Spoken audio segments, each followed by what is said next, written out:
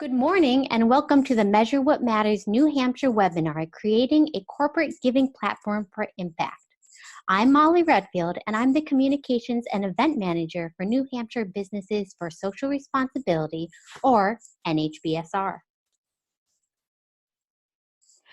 NHBSR is a statewide membership organization that promotes sustainable business practices in and around New Hampshire. Our events and programs are designed to bring together a network of businesses, nonprofits, and individuals that all are committed to doing well by doing good. We inspire and support companies and organizations in their sustainability efforts by helping to provide them with the tools and resources they need to advance their own sustainability goals. Measure What Matters New Hampshire is one of our newest programs. This program helps companies assess their impact, make improvements, connect with resources and experts, and celebrate successes. This webinar is a part of the Measure What Matters New Hampshire program and will help your company develop a corporate giving platform for better impact. Now, before we begin, I would like to go over a couple of logistics. First, this webinar is 30 minutes long. The audience is muted to decrease background noise, but attendees can ask questions by typing them into the Q&A or chat. Both of these functions are available on your control panel, which pops up when you move your mouse to the bottom of your screen. Lastly, the webinar will be recorded and a link to the recording will go out in an email to you tomorrow. And with that, I would like to introduce you to today's webinar presenter, Alyssa Wright. Alyssa founded her consulting firm, Wright Consulting Group, following a decade of international philanthropy work and is excited to bring her expertise here with us today. Thank you, Alyssa, for joining us. I'm so excited to be here. Thank you for having me. Shall we get started? Let's get started. All right. Well, I'm so thrilled to be here today. I am here in York, Maine, running a consulting group that's focused on philanthropic advising to individuals, companies, and family entities that care about making a big difference in the world and really focusing on both local and global impact. So you'll hear today as we go throughout this webinar how your company can have an impact, whatever size and scale is the dream for you all, and the ways in which we can all support our community to a better place of well-being. I'm going to share my screen to get started. So really excited to talk about this topic today of creating a corporate giving platform for impact. I always start off my presentation by sharing, can you all see my screen? Are we good? We're all good. Awesome. I always start off my presentations by sharing a little bit about my own story, because I think those of us who arrive in this work to make a difference, whether it's through a for-profit or a nonprofit, or as we're seeing today, many hybrids of those models, or personally, the own way in which we all move about throughout the world, I think it's really important to remember your personal story as the driver and motivator for why you stay connected in the work. And so I always start off with a little bit of mine. I am not supposed to be in philanthropy. My undergraduate degree is actually in the theater arts, and so I approach everything through the frame of all the world is a stage, and how do we kind of all come together to do this work well, understanding that the basis of it is human relationships, and how we create relationships to our community and to each other and to our planet, that again get us to a place of societal well-being and justice for all. So I started out, like I said, in the world of theater. I actually was a human rights activist working with a theater company in Eastern Europe, in Serbia, for a time. And I came back from that experience having listened to the stories of families who had testified against Slobodan Milosevic at The Hague, and felt really inspired, one, around the power of story, but around the impact and possibility that existed for one person or one entity to really drive and make a difference. I then, after that, came back, as many impassioned young people do, and threw myself throughout my 20s into any nonprofit that I could get my hands on, doing a variety of fundraising and a significant amount of incredible work for different nonprofits throughout the country. And so what I started to find as I was out there sort of fundraising and marketing and hustling for all of these nonprofits it was often that corporations wanted to step into the work, but didn't always know the best ways in which to be a good partner. In addition to that, there were also a lot of millennials that I was working with, next geners, who were really interested in transforming the workplace. And I'll talk a little bit in this webinar around how creating a corporate giving platform for impact not only is powerful for your local community, but also powerful for your employee base. And so it was from that place, after working with these nonprofits and social enterprises for years, that I decided myself to then transition into more of a philanthropic advising role.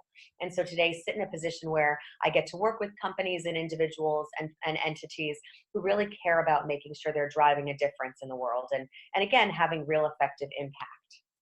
So with that shared, I love to kind of start off with this this image of why, why create a corporate giving platform for impact. And it says here, customers overwhelmingly prefer services and products tied to a social cause. So there is a benefit for your bottom line when you're thinking about the consumer, which right now millennials are probably most of your consumers. We're the largest population in the United States right now. And so as you're thinking about not only the success of your business and what's good for your bottom line, also realize that the young people who are starting to support your business or company are really motivated by knowing what your social justice sort of framework and approach is to your work. So it's no longer often about creating a corporate giving platform that on one end is, giving money to a local organization that's supporting families that are living at the poverty line and, stocking the shelves and doing the coat drives, but also are you looking at the infrastructure of your business and your relationship throughout to make sure that there's a values match on both sides of your work. So not only does your customer prefer service and products tied to a social cause, they also kind of use that as an entry point to start to look at your company to say, inside and out, is this entire entity focused on having a social justice, an equitable, inclusive framework and approach? So it's really important as we go throughout today's webinar and you think about designing a corporate giving platform, that maybe one of the things you do first is look at all the systems and structures exist throughout the entire business at every level in terms of how you're getting to profitability, and think on every level, your relationship to labor, your relationship to the product, the product itself. And on every level, are you also approaching it with the same values and justice framework? Because as you're designing a corporate giving platform, it can often open the door to new organizations, new individuals, who a lot of them will be your customers and consumers, taking a look kind of under the hood and seeing all the ways in which you're driving around those core pillars and values that will drive your local philanthropic impact. So just a quick thing to be thinking about as we dive in today. I want to invite you to take this activity back as kind of a starting point. And I'm going to share one example for the context of today's webinar, but I want us to think together like a customer, take our hat off right now of being a business owner, and think about your role as a customer. What makes you choose a company for a particular service or product? And drawing on your experiences a little bit, really thinking through what feels authentic and what feels like just good PR. And I often use the sort of like buy one, get one example where, I read the story and I look at, the pamphlet sometimes I'll get in the mail when I, have purchased items where, say you get a pair of shoes and a pair of shoes goes to a vulnerable child. A lot of those models, when you sort of start to look at them more deeply, yes, that's great, a pair of shoes is being donated, but is that more of a PR or strategy approach to people feeling good about a shoe that they're purchasing that might have some other things behind it that aren't necessarily in line with core pillars of values and more of a social justice framework? And so as you're kind of thinking through these things, really imagining, how all of those sort of tactics, again, yes, can have a positive impact on your bottom line, but also are coming in through a really equitable framework, which we'll talk more about throughout today's webinar. The other things to think about on a local scale is, say you want to sponsor a road race. Well, it's really important if you sponsor a road race for say an organization that's working with people who are in recovery from substance abuse disorders. If you're sponsoring, an event like that, it's also really important that within your company, there's a culture and an environment that you're creating to support your employees who may be in recovery. So again, making sure that things are as much in the workplace and part of your pipeline to profitability as they also are out and about what you're doing in the philanthropic arm that you designed for your company. So I invite you to take this back even as a little activity to share within your current network, within your company, but have folks sit in the consumer seat and draw on their own experiences so that you can get a place to real authenticity and not just feeling like this is a potential PR and marketing tactic, but something that's really values driven that connects to the root of what you're hoping to see in the world by way of also having a great business. So the next thing that we're going to talk about is the stages. So I'm doing some really broad brushstroke things for you today and happy to follow up afterwards. Please feel free to be in touch with me if you want a little bit more clarity or information on these stages. But really high level, the first stage and approach to creating a corporate giving platform is something that we don't often always do in our world and work, but it's an intentional slowing down to ensure that we are listening and learning before we design anything. Consumers today, as well as I would just say, I think the populations across the U.S., particularly the millennial sort of generation that I've been working with, millennials are very tuned into when things are not authentic or genuine or focused on having true impact.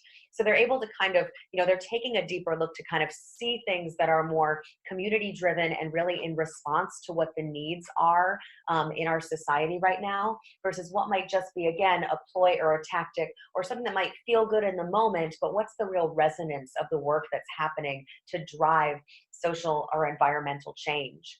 So the first thing that you always want to think about when you're crafting a corporate giving platform is what will that first moment of listening and learning look like? So I share 6 sort of steps here to try out because the first part of your process should be a listening and learning journey. So often we jump into, which I think is a little bit of the American mentality, be productive, start the to-do list, make the spreadsheet, get the plan. But I think that intentional slowing down, that first stage of listening and learning is so critical. So you actually design a platform that serves and supports your community and isn't just necessarily, existing because it's a trend or, again, a tactic. So connect with local government. Find out from local government what some of the issues are in the community that are really, really important right now to not only the consumer base that you're working with, but also just on a local scale. If you're in Concord, New Hampshire, what's happening in Concord? If you're statewide, what's happening statewide? Get a sense perhaps from local government what they're working on, because there might be opportunities for you to collaborate around certain issues. The second is understand your company's negative social, environmental, and economic impacts. If there's something that you're currently doing within the company, like I said, that maybe you should be looking at into the future to sort of, reframe around and make a better choice going forward. Kind of my example about the folks that are on their recovery journeys in our state. Do you have something integrated into the workplace in addition to your sponsoring that event? Just make sure that you're not doing something over there that doesn't resonate with what you're doing internally. So kind of a check-in first and really learning and understanding how your company is functioning as a business. The third is connect with local nonprofits and philanthropists. Again, in the spirit of collaboration, go and chat with a couple of nonprofit entities. Again, if they're, just in town, in Concord, close to you, if you're very local small business, or statewide, checking in and seeing what, a couple different nonprofits are struggling with, what's working for them and what isn't, and talk to a few across a variety of different social, economic, and environmental issues to really see who you might want to support and get some diverse perspective. And then the other is meet with some local donors or philanthropists. There's, many incredible family foundations throughout the state that you could connect to, or go and meet with the New Hampshire Charitable Foundation to get a sense of the most pressing issues they're working on as well. The fourth is, as you're kind of gathering all of this information, this listening phase, build into it the opportunity to create a company value statement.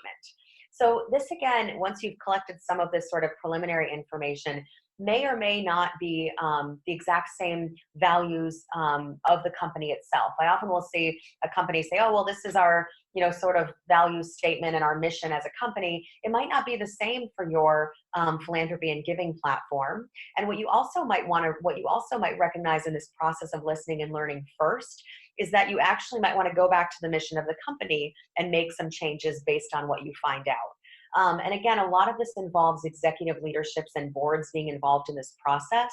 So really, again, making sure that the entire company is kind of going through this assessment of how do we become deeply values aligned and integrate a mission that works for us into the entire company, and then put that out into a giving platform that's authentic and aligned.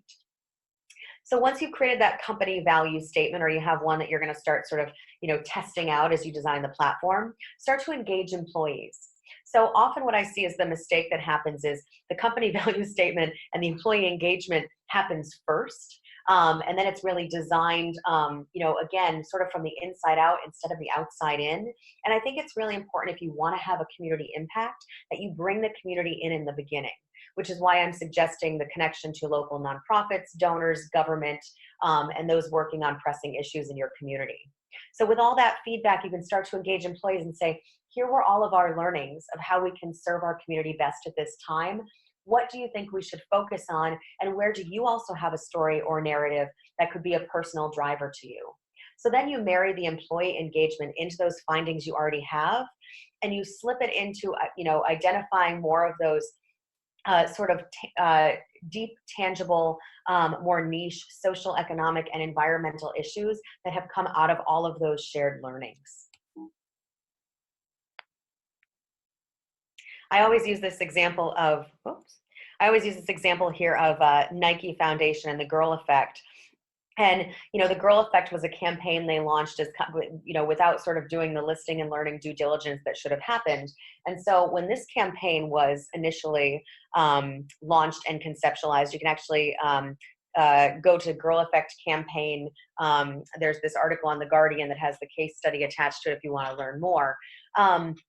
But the Girl Effect campaign was actually birthed at a time where they got a ton of criticism because they were very excited to, they had read the data on how empowering women and girls was a tool for, societal well-being and economic empowerment. And so they took that information and then they went out and sort of deployed this big Girl Effect campaign, and critics stepped in over time and started slamming the campaign because they actually were not only playing up the stereotypes of women and girls as caregivers, but they were also sidelining questions of structural inequality and power issues that existed within the company themselves. So they had a slew of a variety of different complaints that women had voiced within the Nike Foundation that were not getting addressed. They had issues related to childcare and maternity leave and paid sick leave around particular women's issues internally that had not been addressed. And then they also had some labor issues where there was girls being taken advantage of in a variety of different ways around their labor practices.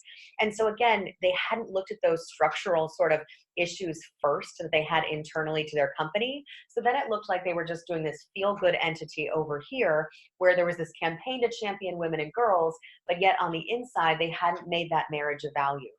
So it made the Girl Effect campaign look very disingenuous to a lot of folks. And it actually ended up being a really negative PR moment for the company. Because again, remember, once you launch a giving platform, people will start to pay attention because they'll be excited by your hope and desire to do good, make a difference in the world, but they'll also start to look at what you're doing internally. And so just making sure that there's resonance and you do your due diligence. Because if you really want to create impact in the world, you want to make sure that you're doing it within the culture of your company as well as out in your community. The next stage after you've done that listening and learning and some of those, sort of first nuts and bolts pieces to get in place is to start to do the doing. So just a couple of things here as you're sort of thinking about mapping a preliminary plan. So you've distilled it down to, the marriage of the community feedback into what your employees are interested in. And you have this sort of subset, and I'll use an example in a moment, of say you want to focus on domestic violence and sexual assault prevention in the state of New Hampshire. So now you have sort of like a sense of what you might want to focus in on, and it could be a handful of issues. I think most companies I've worked with start with about 3 to 5. And so as you're looking at them, here are a couple things to keep in mind that your consumers will also be thinking about. The first is take a systems thinking approach. So I'll share a little bit more about that in the example that I share later on in the slides, but it's really important that you think about how you're changing the system around the issue you've chosen, in addition to providing direct services or needs. The next is determine what you can supply in time, talent, and treasure, and conduct a basic analysis. It's very different the type of giving platform you would design for your company if everybody is going to be able to take 1 volunteer day a month than if they're only going to be able to take 2 volunteer days a month. So just conduct a basic analysis both on what what within the company is acceptable structurally, but also what folks feel like is in their bandwidth and capacity to do. An example I'll share, kind of a mistake I saw made early on, was when a company decided to launch an incubator program inside for folks to become board members, and then a couple of weeks into it realized that the majority of people who were participating in it actually didn't have the bandwidth and capacity to be good board members to some of the organizations they were match made to. So just be really clear what you're pitching to your employee base and what's in their capacity to actually do on behalf of the organizations you'll be supporting. Set a giving budget. Consider employee matching in addition to a company-wide grant-making strategy. I think it's really personally inspiring and motivating as an employee to know that you can maybe bring a couple causes you care about personally to the company, as well as the company having an overarching theme or organization that they support. In my time working with a entity in Boston, we had both there, and so the company was in a position to make some larger sponsorships and larger grants to organizations they cared about that were working with children who were victims of trauma, because that was their focus. But then, if there were a couple employees that really cared about their local food pantries or animal shelters, at the end of the year, they were able to be part of a matching program around particular causes they cared about. The next is hire someone or enlist a volunteer leader to organize it. In the doing stage, you really need one clear voice that's going to prioritize this work and lead it going forward. And make sure that, again, you have realistic expectations around the capacity of that person to lead that role. The next is set up meetings with potential grantees to determine needs. You'll be wanting, again, to just keep doing more listening and learning. You can create a variety of different processes as you choose your issue area, where you might want to put a letter of intent that can be sent in through your website, as formal as that. Or you might want to go out and you might say, we actually had our volunteer leader within the company assess these 12 organizations based on, the value statement we had and the core agreements we made around the particular issue. And so now we're coming to you. So there's a variety of different approaches, but again, make sure it's designed by what the community tells you they need in that relationship, and then what your employees say is within their bandwidth and capacity to do. And then the last is continue learning from other national and international platforms and programs. So corporate social responsibility is a hot term right now. There's a lot of good things that are happening, as well as a lot of I won't say bad or negative, but trying. they're figuring out what's going to work and what isn't. But read, bring some national and international case studies on other platforms and programs, to your board of trustee meetings, to some of your executive committee meetings, to your regular staff meetings. Just keep talking and going on a learning journey around it, because you shouldn't just do it and think there's a period at the end of the sentence. Once you create a program and run it for 12 to 18 months, stop and do an evaluation and be in a culture and environment where that learning, that evaluation can continue to happen. That's how we'll do this work best.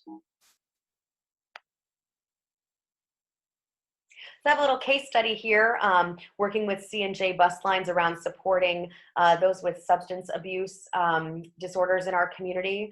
I've been really thrilled to be able to support their work at the Triangle Club in Dover, New Hampshire. And so this is kind of just a little example of how C&J approaches this work. So again, how they give is strategic gifts at critical moments, some for marketing and some to just do the right thing in the community. So the company's decided on 2 things. One is they have a subset of funding that's just purely for marketing purposes around a variety of causes or a variety of initiatives that may or may not be specific to what they care about when it comes to supporting the recovery community, but just a variety of gifts that, again, can serve as a strategic marketing tool if and when they need such. And then the other bucket is, I love Jim Jalbert's kind of quote here is, just doing the right thing for the community at the point in time. So assessing right now that the opioid epidemic is real in our state, and it's a huge reason why there's struggles on the social and economic struggles throughout our state. And so just recognizing that that's a big issue at this time, doing due diligence and research, and looking at data to understand all of the needs that surround that. And this in particular marries into the reason to support the Triangle Club, because again, it's not just necessarily supporting direct services, it's also supporting the Triangle Club, which is a space and community that provides other services and needs and, quite frankly, love and community to those who are on their recovery journeys. The next is to offer free services, products, and skills, as well as the financial contributions. So really thinking about, this is part of the assessment you can do with your employees, really finding out from them what services, products, skills, everything you can kind of gather both from the company and from folks as individuals, and then taking that list of assets and having it in your back pocket. So when you're meeting with nonprofits or you're choosing grantees, you can go to them and say, here is everything that we have to help you make a difference. The third is invite. So inviting their networks to events and fundraisers, supporting employees by doing the same for their causes.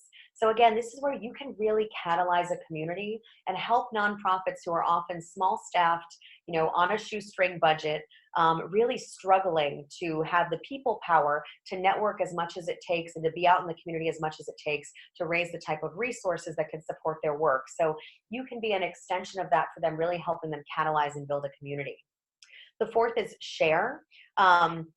So engaging on social media and blogging and in press releases, newsletters. One of the great things about C&J Bus Lines is they donate a lot of pro bono time to drafting press releases for the Triangle Club, supporting social media posts, and then also copy editing different blogs so they can get out to new and different networks. So those are really important things that you can be partnering with and helping some of your grantees and nonprofits to do. And the last is support by building connections to other advocates, companies, nonprofits, and donors, which at the end of the day, I think that most organizations you would meet with would say of the time, talent, and treasure, the biggest thing they really need to drive this work is treasure. So the more that you can connect them to other funding sources and to help them make new connections in the community who can fund and fuel their work, the better off they will be into the future.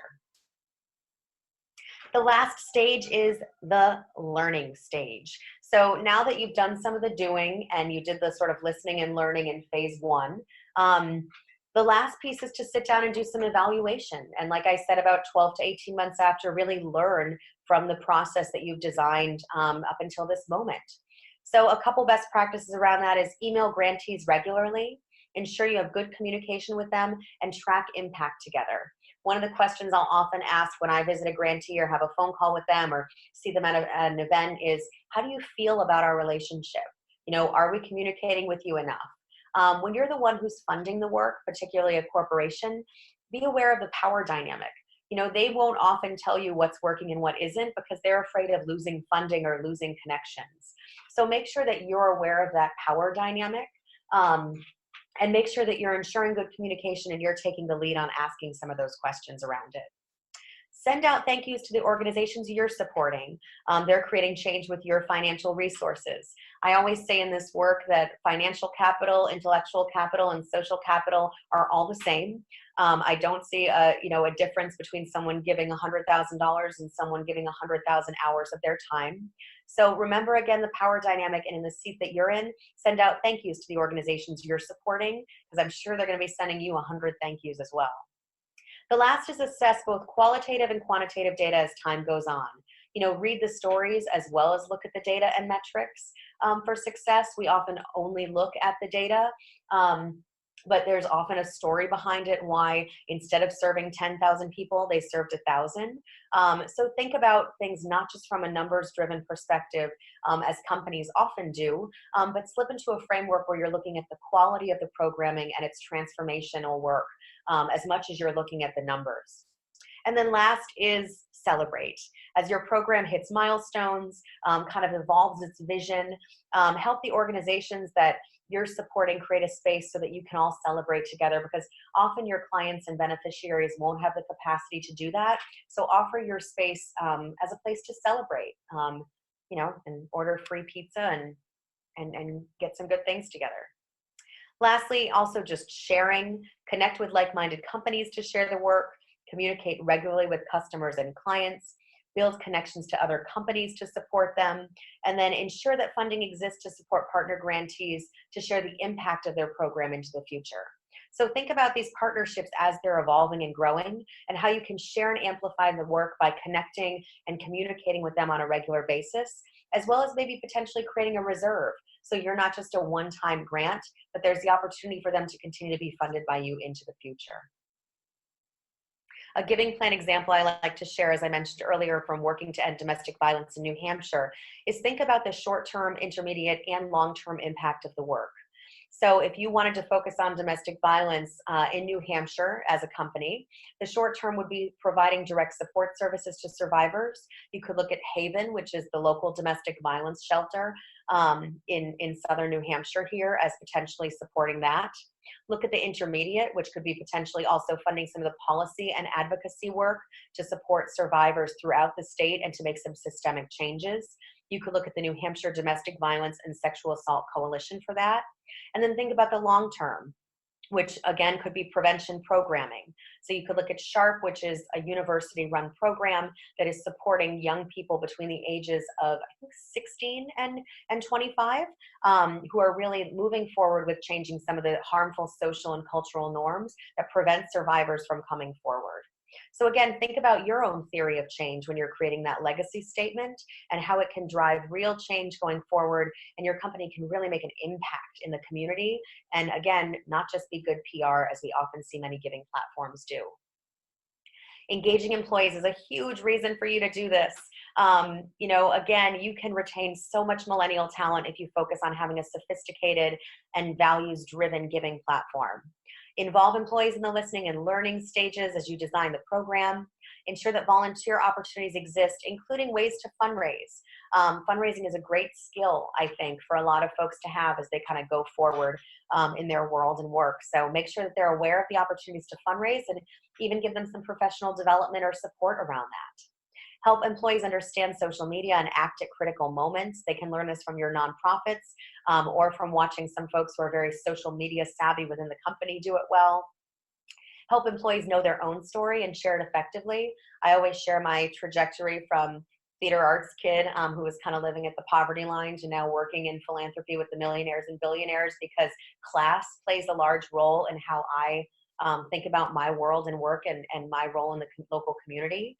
So help your employees know their own story and the ways in which they can share it effectively to be passionate and driven around the work. And lastly, engage your employees to find creative and innovative ways to generate awareness always. A couple of resources here for you today. Check out the New Hampshire Center for Nonprofits if you haven't already. There's a great list of nonprofits there, as well as tools and resources for you going forward.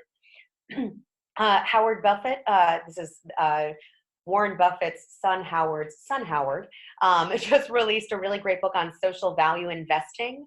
So you can check out that book and learn a little bit about how you can actually take the community-driven approach and invest in your local community. If you want to learn more about especially retaining employees, particularly millennial employees, and how they think and move through the world around this work, check out the latest from the Millennial Impact Report. And then look at the 2019 philanthropic trends. We're coming to the end of the year, but take a peek at those, because a lot of them will be continuing into 2020. And we'll know soon what will be some of those trends to look at for the new year. So feel free to stay in touch with me around those and how you can integrate those into your corporate giving platform. Lastly, I'll just end by saying it was a joy to be with you all today. I know we did some broad brushstrokes and you got to hear some examples, but please be in touch if you're looking to design a program into the next couple of years into the future. I'm really happy to be a co-conspirator in the world of driving social change through business. So please be in touch. I'm really grateful to have had this time with you all today. And with that, I will hand it back to the team. Great, Alyssa. Thank you. So we actually have time just for one quick question. And that question is on if there is a model or a company that comes to mind that does a really good job in terms of engaging employees in volunteerism. What is that company, or I guess that kind of case study that you can think of? Yeah, so I actually got a chance recently to go and visit Badger, Oh, which is a company in New Hampshire, another and they company. have a really incredible platform. They do a lot of in-kind donations of, their sunscreen, lip balms, etc., on a global scale, but they're also having incredible local impact through some grant-making initiatives. So I would say Badger is a great one to check out. You can learn a little bit more on their website. And again, this is just part of being in the spirit of community. And I think everyone being on sort of a learning journey with this work. So I know that the folks up at Badger before have been incredible. I got to go up there on a tour and not only see how lip balm is made, which is amazing, but also to learn a little bit about how, you cannot walk through their building. You cannot talk to one of their employees. You cannot connect with someone who uses their products on a local scale, who doesn't understand their value statement, who they are in the world, and why they're doing the work that they're doing. So I would point to Badger as a great place to do some listening and learning and to check out their website. All right, fantastic. Thank you. So with that, that concludes our Q&A portion of the webinar. And now I would like to invite you all to register for our upcoming December webinar in the Measure What Matters New Hampshire series. So this webinar is presented by Crystal Farley of CFAR Beyond the Box, and the topic is Success Without the Stress, which is actually pretty perfect timing for the holiday season. Registration can be found at nhbsr.org/webinars. I also hope you will join us at the Sustainabilibrews Winter Social, which is coming up on December 10th at Barry Dunn in Manchester, New Hampshire. Sustainabilibrews is a new meetup group that realizes that the best sustainability conversations happen when people connect in a casual setting. And our host, Barry Dunn, is a local leading sustainable business. You can learn more about both Sustainabilibrews and Barry Dunn when you join us on December 10th in Manchester. Registration for this networking event is live at nhbsr.org/socials. Now, if you have questions about today's presentation, I encourage you to reach out to Alyssa. Her email address will be going out in the follow-up email to this webinar that will also include a link to the recording and slides. Again, thank you, Alyssa, for joining us here today for this webinar and being a great resource for the Measure What Matters New Hampshire program. And thanks also to all of you in the audience for joining us. I hope you learned a great deal and are inspired to apply what you learned today to your company's own sustainability efforts. Take care and have a great one.